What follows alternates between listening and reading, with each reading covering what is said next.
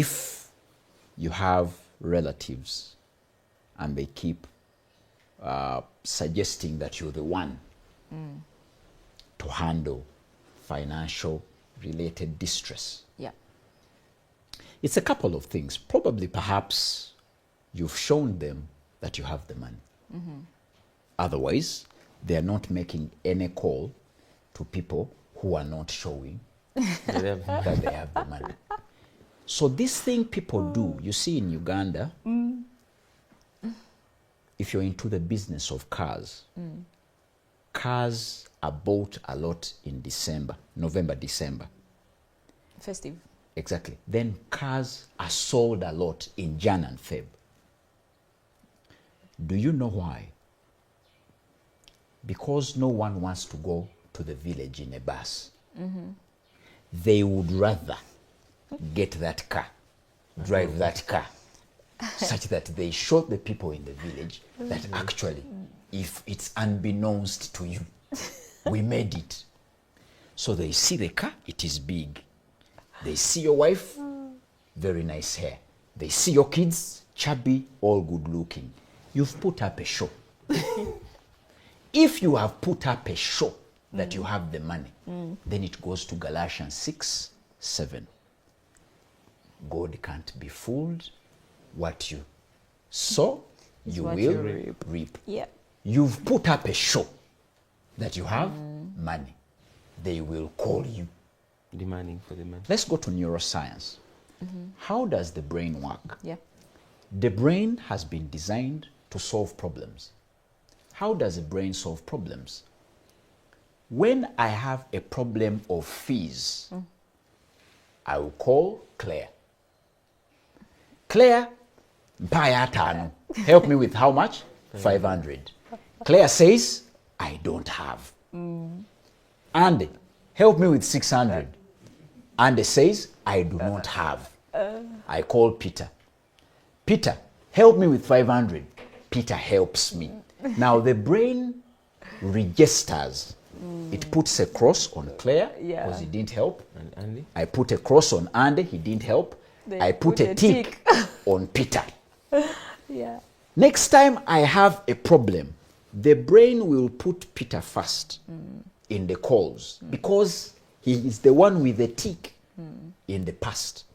So when I call Peter and he gives me that money again, I add another tick. I call Claire. Claire does not help me. I put a cross. I call Andy. Andy doesn't help me. I put a cross. Now, in the future, the brain removes you and him from the register. They are not interested in actually giving a reason why wagwam. They just say Claire, yagwam. So, you need to be aware that the responsibility of staying with the money lies on you. And there is a quote, I think I even put it on X. I said, it is you as the giver to control. For the takers have no limit. Yeah. Everyone's problems are huge. All our friends, they will have fees problems, rent problems, food problems, clothing problems. There are people who even have a problem of going on holiday. They want to go on holiday. But who will fund it? They will call you to fund it. So the idea is, number one, we have always asked people, learn to say no. Yeah. But the no is usually not outright. You could say no the wealthy way. How? Someone can ask you for 500,000. If you give them 100,000, you've actually said yes and no. The yes is to the 100, the 400 is a no. So they asked you for how much? 500. You have given 100. So you've said yes. But you've also said no. Rejected the 400. That's how the wealthy work. You can never land on any wealthy individual who has the money ready there. Yeah. The wealthy individual The wealthy individuals have projects. They want to raise their construction projects. They want to grow. So they always have a budget on how to spend. Yeah.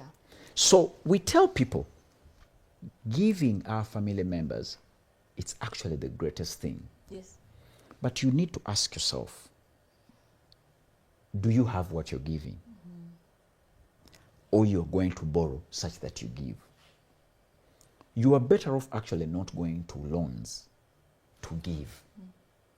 You are better off first putting yourself in a position to give. Why is it that all the wealthy people, they finish with a charity? Yeah. No wealthy individual starts That's with a charity. Mm. Andrew Carnegie makes a lot of money, then finishes with a charity. John D. Rockefeller, a lot of money, finishes with a charity. Bill Gates, a lot of money, then finishes with a charity. Why is it that for us who do not have, we want to start with a charity? No registration of NGO. We don't want to register the NGO. We have no license to operate as a charity. But we start as a charity. Then we pursue wealth. I think it's a way of changing these things. And I usually tell people, you do not lose anything when you live within your means. It's actually a trick you must live through. When you lend someone money and they do not pay, you write somewhere and you say, I gave Claire 1 million. Claire struggled to pay the 1 million. She actually only paid 150. So going forward, Claire's credit limit is 100,000. That's how people who understand money live with people.